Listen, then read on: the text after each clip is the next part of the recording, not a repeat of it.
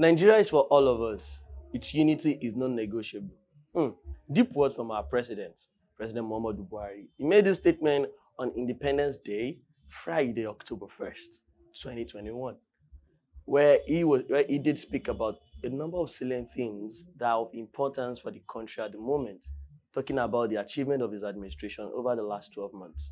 My name is Laurence Oke-Hortons, and this is the Coco Political Show, where we talk about all of the trending political affairs, trending political basketballs in the Nigerian polity. Well, this week, we will be talking about our Independence Day, its achievements of this administration, and those important things the president did talk about during his Independence Day speech. While going further on this, some of the things which the president didn't mention during his Independence Day speech that actually caught a lot of people's attention was him talking about hate speeches in the media, telling media to do better investigations of that content which they put out, making and do less of unsubstantiated statements put out by certain people who probably might be inciting violence in the country and heating up the polity. The president mentioned some of the achievements which are of importance to us and we intend to look at. One of these, which he did talk about, was the Deep Blue project, where he said he has put in place waterways infrastructure to protect the Nigerian waterways, the inland waterways, up from the Nigerian borders all the way to the Gulf of Guinea. This is huge. It should help reduce the piracy we have on the Nigerian IC and other incidents which we've heard of over the years. And some of these other important things he did mention is also he did talk about the refineries, one that has already been officially unveiled in Imo State and two on the way, one in Edo State, one in Bayelsa State.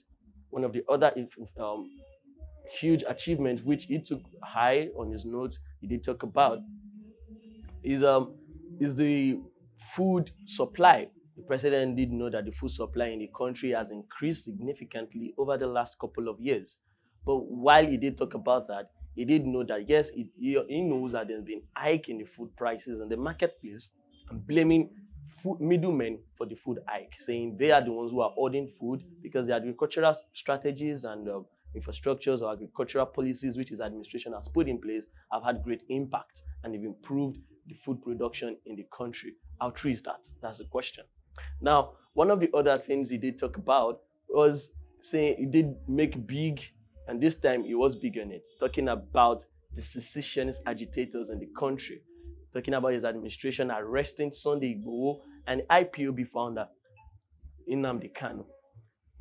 Where he spoke about both of them being currently in the country's custody, or say the DSS custody, and they will be prosecuted. He noted that in the investigation and arrest of these two secessionists, that it had been noted that some of who are financing these people are financiers of terrorism in the country. And the big bomb which he did drop was noting that a National Assembly member, I say it again, is one of those who is financing these groups. Saying he did also note that this person or this particular person is currently not in the country, and no matter how wide he might run, how far he might run, or wherever he goes, someday the long arm of the law would reach him and he will be prosecuted. That such people are a failure of the leadership which the country tends very much to achieve, while such persons run around, hide, leaving youths or misleading the youth, leaving them on the streets as foot soldiers to face the chaos of whatever terrorist acts they might be financing for their own selfish, greedy reasons.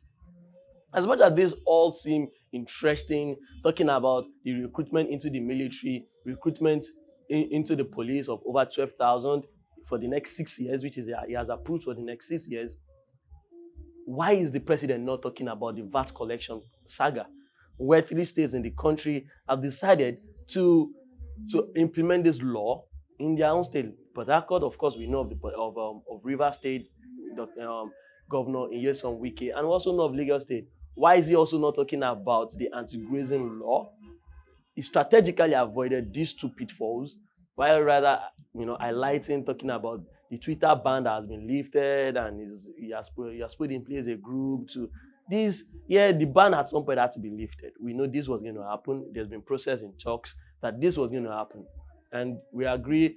Yeah, violence shouldn't be instigated or incited using the platform of social media, because this thing should help with socializing and for business. But why isn't it talking about some states receiving huge chunk of money from the federal government while giving very little to the Federal Reservoir? Whereas some states who are pumping so much, working so hard, giving so much to the Federal Reservoir are getting very little in return. The question is all of these achievements just another fallacy or another well-told story? Or are they true? No, that is for you viewers to decide. My name remains Laurence Oke-Hortons, and this is the Cocoa in Nigeria. See you, same place, same time, next time. Happy independence.